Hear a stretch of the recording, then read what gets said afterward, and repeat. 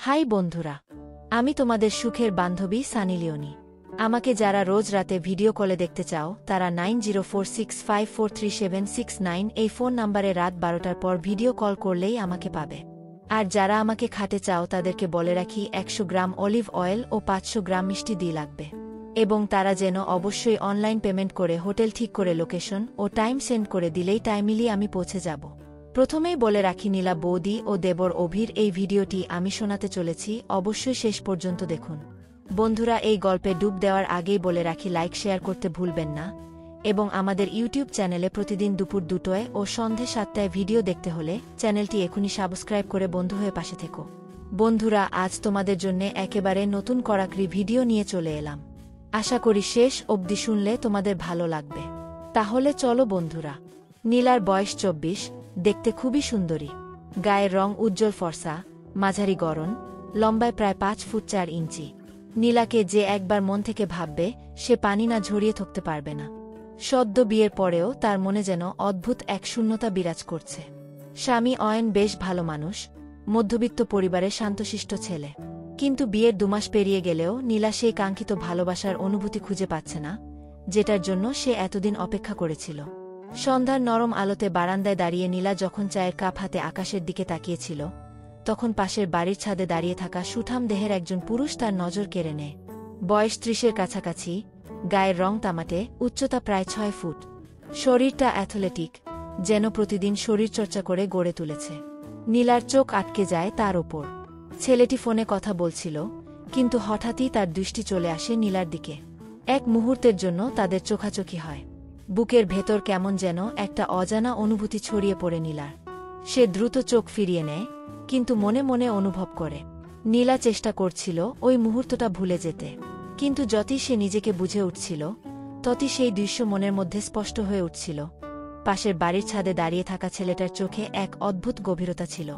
রাতের খাবারের সময় অয়ন গল্প করছিল অফিসের কাজ নিয়ে। নীলা শুনছিল, তবে তার মন অন্য কোথাও। স্বামীর পাশে বসে থেকেও কেন যেন মনে হচ্ছিল সে একা। পরদিন বিকেলে নীলা বারান্দায় দাঁড়াতেই দেখে ছেলেটি আবার ছাদে। এবার সে জগিং ট্রাউজার আর টি শার্ট পরে আছে। তার শক্তপোক্ত বাহুতে সূর্যের আলো পড়ে এক ধরনের আকর্ষণীয় উজ্জ্বলতা ছড়িয়ে দিচ্ছে। নীলা খেয়াল করল ছেলেটা এবার সোজা তার দিকেই তাকিয়ে আছে। কিন্তু আজ সে চোখ ফিরিয়ে নিল না, বরং কয়েক সেকেন্ড পর হালকা হাসল ছেলেটি। নীলার বুকের মধ্যে ধক করে উঠল। নীলা জানত এই টানটা ঠিক নয়, কিন্তু অনুভূতিগুলোকে বাধা দেওয়ার শক্তি যেন ক্রমশ ফিকে হয়ে আসছিল। পরদিন দুপুরে যখন সে রান্নাঘরে কাজ করছিল, তখন হঠাৎ কলিং বেলের শব্দে চমকে উঠল। দরজা খুলে দেখল একজন অপরিচিত যুবক দাঁড়িয়ে আছে। তামাটে গায়ের রং, 6 ফুট উচ্চতা, চোরা কাঁধ। তার চোখে এক ধরনের আত্মবিশ্বাস, যা দেখেই নীলার গলা শুকিয়ে গেল। আমি অভি, ছেলেটি হাসল। পাশের বাড়িতে থাকি। আপনাদের ওয়াটার লাইন থেকে মনে হয় কিছুটা লিক করছে, আমাদের ছাদে পানি পড়ছে। একবার চেক করতে বলবেন? নীলা এক মুহূর্তের জন্য কথা হারিয়ে ফেলল, তারপর নিজেকে সামলে নিয়ে বলল, ওহ আচ্ছা, আমি বলছি। অভি চলে যাওয়ার পরও নীলা দরজার সামনে দাঁড়িয়ে রইল। তার বুকের মধ্যে অদ্ভুত এক উষ্ণতা খেলা করছিল। সেদিন সন্ধ্যায় নীলা বারান্দায় গিয়ে দাঁড়ায়, যেন অবচেতনে অপেক্ষা করছিল কিছু একটা ঘটার। কিছুক্ষণ পরই অভি ছাদে এলো। তার হাতে ছিল একটা ফুটবল। সে একবার নীলার দিকে তাকালো, তারপর বলটা নিয়ে না দেখার ভান করে খেলতে শুরু করল। নীলার ঠোঁটের কোণে এক চিলতে হাসি ফুটে উঠল। সে বুঝতে পারল এটা কেবল আকর্ষণ নয়, এর পেছনে আরও কিছু আছে। কিন্তু সেটা কি? নীলা জানত তার এমন অনুভূতি হওয়া উচিত না, কিন্তু মনের ওপর তো আর নিয়ন্ত্রণ থাকে না। সেদিন রাতে ঘুমানোর সময় সে টের পেল অয়ন তার দিকে ফিরে শুয়েছে। স্বামী হিসেবে সে যত্নশীল, মৃদুভাষী, কিন্তু কোথাও যেন একটা শূন্যতা রয়ে গেছে। নীলা জানে অয়ন তাকে ভালোবাসে, কিন্তু তার ভেতরে কোনো উচ্ছ্বাস নেই। হয়তো সে খুব স্বাভাবিকভাবেই সংসারটাকে দেখে, সেখানে আবেগের জোয়ারের চেয়ে স্থিতিশীলতাই গুরুত্বপূর্ণ। অন্যদিকে অভির চোখে ছিল এক ধরনের বিদ্যুৎ, একটা তীব্রতা, একটা চ্যালেঞ্জ। পরের দিন বিকেলে ছাদে কাপড় মেলতে গিয়ে নীলা দেখে অভি ছাদে বসে মোবাইলে কি যেন করছে। কিন্তু ঠিক সেই মুহূর্তে সে চোখ তুলে তাকালো নীলার দিকে। 1 সেকেন্ড, 2 সেকেন্ড, 3 সেকেন্ড, সময় যেন থমকে গেল। কি খবর? অভি প্রথমবারের মতো সরাসরি প্রশ্ন করল। নীলা একটু চমকে গেল, তারপর নিজেকে স্বাভাবিক করে বলল, ভালো। আপনাদের পানির সমস্যাটা ঠিক হয়েছে? অভির কণ্ঠে ছিল এক ধরনের নরম উষ্ণতা। নীলা জানত কথাটা বাহানা মাত্র। সে শুধু কথা বলার সুযোগ খুঁজছে। কিন্তু মজার ব্যাপার হচ্ছে, সেদিন রাতে ঘুমানোর সময় নীলা বুঝতে পারল অভির সেই একরোখা চাহনি তার মনের মধ্যে গেঁথে গেছে। চোখ বন্ধ করলেই সেটা স্পষ্ট হয়ে ওঠে। নীলা চেষ্টা করছিল স্বাভাবিক থাকতে, কিন্তু মনের ভেতর এক অদ্ভুত অস্থিরতা ঘনিয়ে আসছিল। অভির চোখে সেই চাহনিটা এখন প্রায়ই তার মনে ঝিলিক দিয়ে উঠছে। সেদিন বিকেলে বাজার করতে বেরিয়েছিল নীলা। ফেরার পথে গলির মোড়ে হঠাৎ অভির সঙ্গে দেখা হয়ে গেল। সে কালো শার্ট আর জিন্স পরেছিল, কাঁধে হালকা একটা ব্যাগ ঝুলছিল। নীলাকে দেখে সে একপাশে দাঁড়িয়ে হেসে বলল, তোমার বাজার করা শেষ? নীলা একটু থমকে গেল। হ্যাঁ। অভি হাঁটতে শুরু করল। নীলা পাশে পাশে চলল। তোমার কেমন লাগে এখানে? অভি প্রশ্ন করল স্বাভাবিক ভঙ্গিতে। নীলা একটু দ্বিধাগ্রস্ত হল। ভালোই, শান্ত জায়গা। অভি হেসে বলল, শান্ত নাকি একঘেয়ে? নীলা কোনো উত্তর দিল না, শুধু একবার অভির দিকে তাকালো। তার হাসির মধ্যে এক ধরনের খেলা আছে, যেন সে জানে নীলার মনের কথা। রাস্তার মোড়ে এসে দুজন দুদিকে যাবার কথা, কিন্তু কিছুক্ষণ দুজনেই দাঁড়িয়ে থাকল, যেন কেউ যেতে চাইছে না। বাতাসে সন্ধ্যার গন্ধ, রোদের রেশ মিলিয়ে গেছে। তুমি কি সব সময় এভাবে তাকাও? হঠাৎ নীলা জিজ্ঞেস করল। অভি এক দৃষ্টিতে তাকিয়ে বলল, সবাইকে না, শুধু যার দিকে তাকাতে ইচ্ছে করে। নীলার শ্বাস রুদ্ধ হয়ে এলো। এই কথাটা কি তার শোনা উচিত ছিল? সারা রাত তার মাথায় ঘুরতে থাকল অভির সেই কথা, সেই চাহনি। নীলা ভাবত এই টানটা বিপজ্জনক, কিন্তু কিছু অনুভূতি একবার জাগলে সেগুলো সহজে থামে না। সন্ধ্যার পর অয়ন অফিস থেকে ফিরতেই সে খাবার সাজিয়ে দিল। অয়ন ফোনে ব্যস্ত ছিল, অফিসের কোনো গুরুত্বপূর্ণ মিটিং নিয়ে আলোচনা করছিল। নীলা চুপচাপ খেতে বসল, কিন্তু মন যেন কোথাও হারিয়ে গিয়েছে। রাতে বারান্দায় এসে দাঁড়াতেই নীলার বুকের মধ্যে ধক করে উঠল। অভি ছাদের রেলিংয়ে হেলান দিয়ে দাঁড়িয়ে, হাতে একটা সিগারেট। হালকা ধোঁয়া উড়ে এসে বাতাসে মিশে যাচ্ছে। কিন্তু আজ তার চোখ আরও গভীর, আরও ছায়াচ্ছন্ন। নীলা একটু ইতস্তত বোধ করল, কিন্তু পা পিছিয়ে নিতে পারল না। অভি ধীরে ধীরে হাসল, তারপর নিচু গলায় বলল, এভাবে দূরে দাঁড়িয়ে থাকলে চলবে না নীলা। নীলার গলা শুকিয়ে গেল। মানে? মানে, তুমি জানো ঠিক কি বলতে চাইছি। তোমার চোখেই তো সেটা স্পষ্ট। অভির গলা ছিল খানিকটা ভারী, যেন ওর কথার ওজন আছে। নীলা কিছু বলল না। ঠোঁটটা শুকনো লাগছিল, বুকের ভেতর অদ্ভুত এক শিহরণ ছড়িয়ে পড়ছিল। তোমার চুলগুলো খোলা থাকলে বেশি সুন্দর লাগে, জানো? অভির কথায় যেন এক ধরনের গরম উষ্ণতা ছিল। নীলা চমকে গেল। তার চুল আজ সত্যিই খোলা। অভি ধীর পায়ে রেলিং থেকে সরে এলো, ছাদের কিনারায় এসে তার দিকে আরও স্পষ্টভাবে তাকালো। তোমার কি মনে হয় না কিছু জিনিস ঠিক ভুলের বাইরে? নীলার দম বন্ধ হয়ে আসছিল। এই অনুভূতি, এই শিহরণ, এই টান, সবকিছু মিলিয়ে যেন শরীরের প্রতিটি স্নায়ু জেগে উঠছে। সে কিছু বলার আগেই অভি নিচু গলায় যোগ করল, তুমি যদি না চাও, আমি আর কখনো এভাবে তাকাবো না নীলা। কিন্তু যদি চাও। কিন্তু নীলা এক জায়গায় স্থির হয়ে গেল। তার শরীর গরম হয়ে উঠছে, হাতের আঙুলগুলো ঠান্ডা। নীলা তাকে চায়, কিন্তু মুখে সেটা স্বীকার করার মতো সাহস তার নেই। রাত বাড়ছে, বাতাসে হালকা শীতলতা। অভি তখনও ছাদে দাঁড়িয়ে, তার দৃষ্টিতে এক ধরনের আকর্ষণ যা নীলাকে কেমন যেন দুর্বল করে দিচ্ছে। তুমি তো কিছু বললে না, অভির ভারী গলায় বলল। নীলা ঠোঁট ভিজিয়ে বলল, আমি বুঝতে পারছি না। অভি হেসে বলল, তাহলে বুঝাতে সাহায্য করব। নীলার গলা শুকিয়ে আসছিল। অভির কণ্ঠস্বরে একটা খেলা আছে, একটা চ্যালেঞ্জ, একটা আমন্ত্রণ। তুমি যদি একবার বলো, আমি থামব। অভি আরও এগিয়ে এলো, ছাদের কিনারায় ঝুঁকে নীলার আরও কাছে। কিন্তু যদি না বলো। নীলার বুক ধক করে উঠল। তার শরীর গরম হয়ে উঠছে, হাতের আঙুল কাঁপছে। অভি ধীরে ধীরে বলল, তুমি কি কখনো অনুভব করেছ যখন কেউ তোমাকে এইভাবে চায়? এই মুহূর্তে নীলার শ্বাস প্রশ্বাস ভারী হয়ে আসছিল। অভির চোখে ছিল এক অমোঘ টান, যা নীলাকে এক অজানা গভীরতায় টেনে নিচ্ছিল। এখানে একবার ডুবে গেলে আর ফিরতে পারবে না। কিন্তু তার শরীর, তার মন, সবকিছু যেন এক ভয়ঙ্কর কিন্তু মিষ্টি ভুল করতে চাইছে। তার ঠোঁট শুকিয়ে আসছিল, কিন্তু সে একটুও নড়ল না। অভি নিচু গলায় বলল, নীলা, তুমি জানো, আমি থামব না যদি না তুমি থামাও। নীলার হৃদস্পন্দন এত জোরে হচ্ছিল যে মনে হচ্ছিল অভিও শুনতে পাচ্ছে। নীলার নিঃশ্বাস ভারী হয়ে আসছিল। বুকের মধ্যে তীব্র একটা স্পন্দন, আনকোরা, অচেনা, কিন্তু ভীষণ উত্তেজনাপূর্ণ। অভি তখনও তাকিয়ে আছে তার দিকে, গভীর, চুম্বকের মতো টান নিয়ে। তার চোখ যেন নীলাকে ধীরে ধীরে ভেতর থেকে গলিয়ে দিচ্ছে। নীলা, আমি চাই তুমি চোখ বন্ধ করো। অভির কণ্ঠ ছিল কোমল, কিন্তু তার ভেতরে লুকিয়ে থাকা একদম অন্যরকম একটা তীব্রতা ছিল। নীলা শ্বাস আটকে গেলেও চোখ বন্ধ করল না। সে শুধু দাঁড়িয়ে রইল, অভির দিকে তাকিয়ে। অভি ধীরে ধীরে বলল, তুমি জানো, আমাদের এই মুহূর্তটার কোনো নাম নেই, শুধু একটা অনুভূতি আছে। নীলার শরীর ঠান্ডা বাতাসে শিহরিত হচ্ছিল, কিন্তু তার ভেতরের উত্তাপ যেন আরও বেড়ে চলেছে। অভি এক পা এগিয়ে এলো।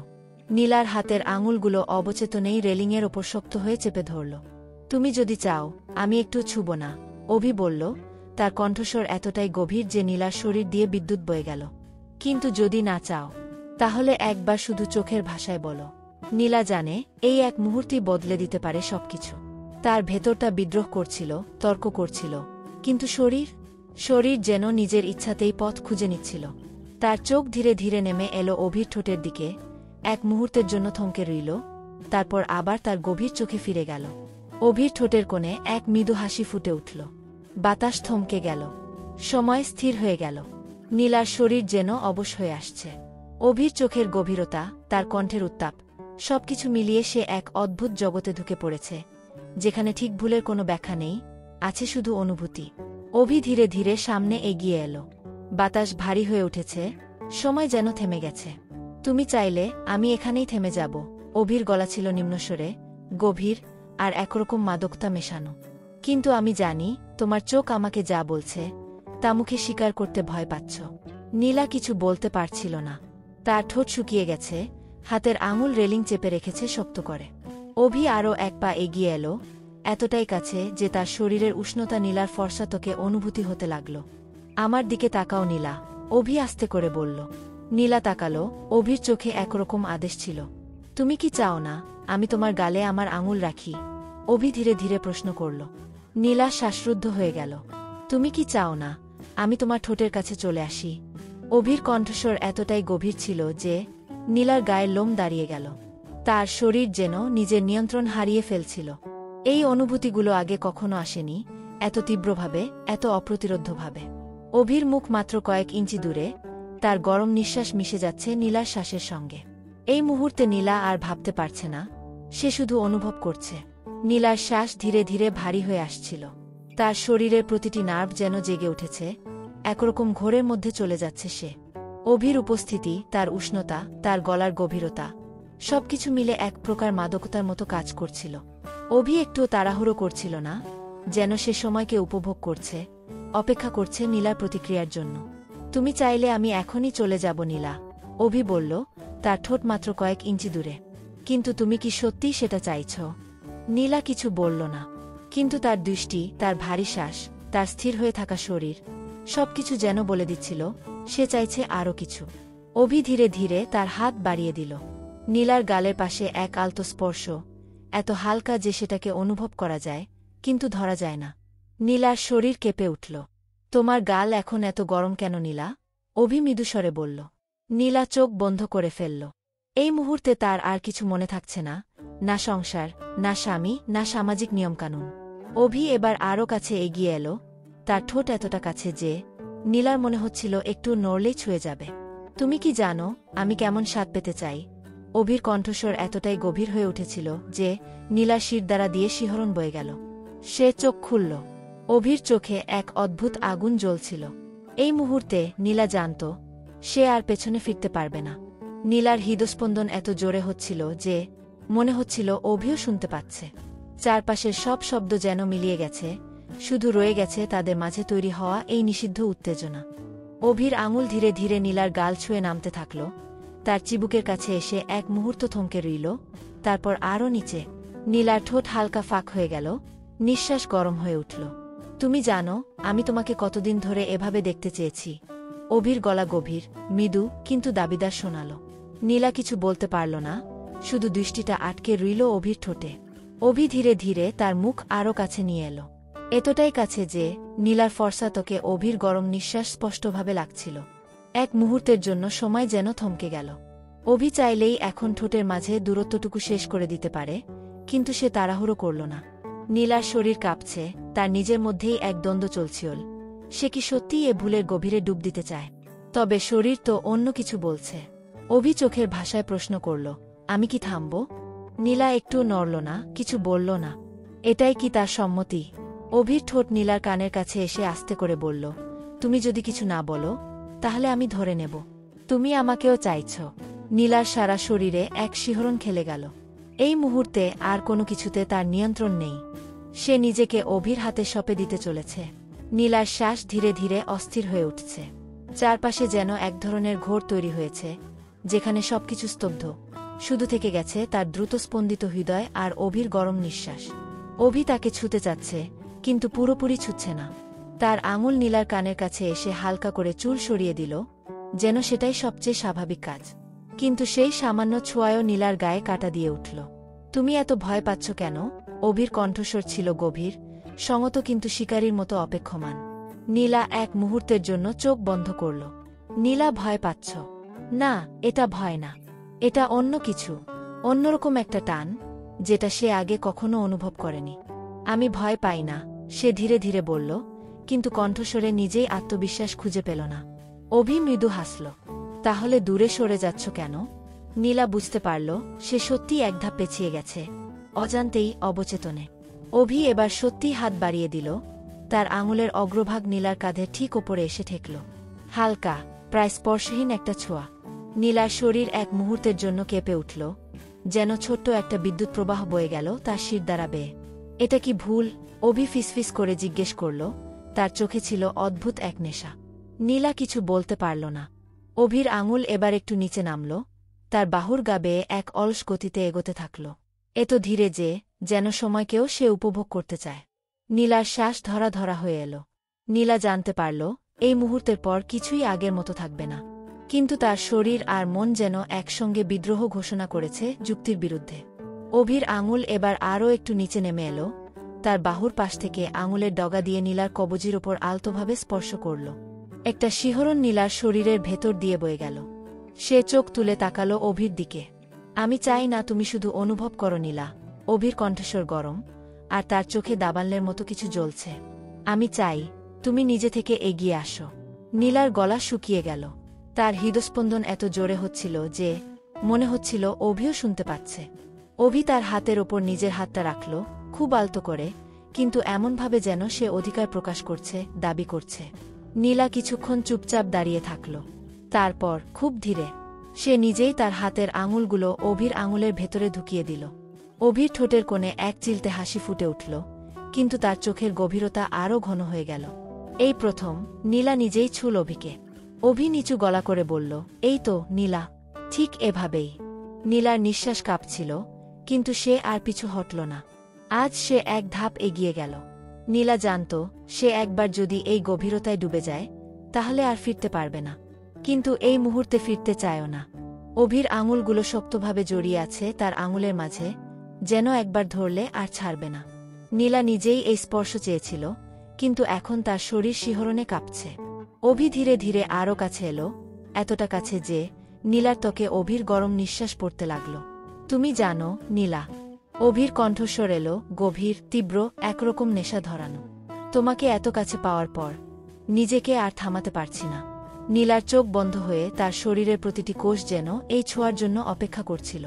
অভির আঙুল এবার তার কবজি থেকে ধীরে ধীরে ওপরে উঠে এলো, বাহুর ওপর দিয়ে, নীলার কাঁধের পাশে। তার স্পর্শ এতটাই গভীর, এত তীব্র, যেন প্রতিটি ছোঁয়ায় শরীর আরও সংবেদনশীল হয়ে উঠছে। নীলা শ্বাস আটকে গেল, কিন্তু সে আর সরল না। অভি এবার একদম তার মুখের কাছে চলে এলো, তার কপালে আলতো করে ঠোঁট ছুঁয়ে দিল। নীলার ভেতর দিয়ে যেন এক ঝড় বয়ে গেল। সে চোখ বন্ধ করে ফেলল, এক মুহূর্তের জন্য সব ভুলে গিয়ে নিজেকে অভির ছোঁয়ার কাছে আত্মসমর্পণ করল। অভি এবার তার কপাল থেকে মুখ নামিয়ে আনল, নাকের পাশ দিয়ে, তারপর আরও নিচে। নীলার শরীর যেন আরও ঘোরে আচ্ছন্ন হয়ে পড়ছে। নীলা একটা সীমারেখা অতিক্রম করতে চলেছে, কিন্তু আশ্চর্যজনকভাবে তার মনে কোনো অপরাধবোধ কাজ করছিল না। বরং অভির ছোঁয়ার মধ্যে এমন কিছু ছিল যা তাকে নিরাপদ, কিন্তু একই সঙ্গে তীব্রভাবে আকাঙ্ক্ষিত অনুভব করাচ্ছিল। অভির আঙুল তার গাল ছুঁয়ে নামছিল ধীরে ধীরে। নীলার শ্বাস ভারী হয়ে আসছিল। তুমি কাঁপছ, অভি ফিসফিস করে বলল, তার কণ্ঠস্বরের গভীরতায় আরও বেশি আকর্ষণ লুকিয়ে। নীলা কিছু বলল না, শুধু চোখ বন্ধ করল। সে জানত এই মুহূর্তে অভি তাকে যা দেবে তা সে কখনো অনুভব করেনি। অভির আঙুল এবার তার চিবুক স্পর্শ করল, তারপর আরও নিচে নামল, গলার কাছে এসে থেমে গেল। তার স্পর্শ এতটাই শক্তিশালী যেন প্রতিটি ছোঁয়া নীলার শরীরকে নতুন করে জাগিয়ে তুলছে। তুমি কি কখনো চেয়েছিলে কাউকে এভাবে? অভি ধীরে ধীরে প্রশ্ন করল। নীলার চোখ খুলে গেল, সে অভির গভীর দৃষ্টি দেখতে পেল। আমি জানি না, তার কণ্ঠ কেঁপে উঠল। অভি 1 ইঞ্চি এগিয়ে এলো, তার ঠোঁট নীলার কানের কাছে এসে ফিসফিস করল। তুমি এখন জানো, নীলা। এই মুহূর্তে নীলার ভেতরকার সব প্রতিরোধ ভেঙে পড়ছিল। অভির আঙুল এবার তার কাঁধ ছুঁয়ে নামতে থাকল, খুব ধীরে, খুব সংযত। আমাকে থামাবে? অভির কণ্ঠ গভীর শোনাল, কিন্তু তার আঙুলের ছোঁয়া আরও গভীর হয়ে উঠছে। নীলা কোনো উত্তর দিল না, কিন্তু সে এগিয়ে গেল। সে নিজের শরীর দিয়ে অনুভব করল কিভাবে অভির উষ্ণতা তাকে সম্পূর্ণভাবে ঘিরে ফেলছে। এই মুহূর্তে আর কোনো কিছুই গুরুত্বপূর্ণ নয়, না স্বামী, না সংসার, না সমাজের নিয়ম। শুধু ছিল নীলার তীব্র শ্বাস, অভির স্পর্শ, আর এক ভয়ঙ্কর অথচ মোহনীয় ডুবে যাওয়ার অনুভূতি। সে সত্যিই তলিয়ে যাচ্ছিল, আরও গভীরে। অভির চোখে একরকম আদেশ ছিল, আবার এক ধরনের গভীর আবেগও, যেন সে শুধু শরীর নয়, নীলার আত্মাকেও অনুভব করতে চাইছে। তুমি কি জানো, নীলা? অভি ধীরে ধীরে বলল, আমি কখনো কাউকে এভাবে চাইনি। নীলার গলা শুকিয়ে গেল। অভি তার আঙুল নীলার চিবুকের নিচে রাখল, ধীরে ধীরে মুখটা উপরের দিকে তুলল। নীলা বাধা দিল না, বরং শ্বাসরুদ্ধ হয়ে অপেক্ষা করছিল। তারপর বাতাস থেমে গেল, সময়ও যেন স্থির হয়ে গেল। অভির ঠোঁট ধীরে ধীরে নীলার কপালে স্পর্শ করল। হালকা।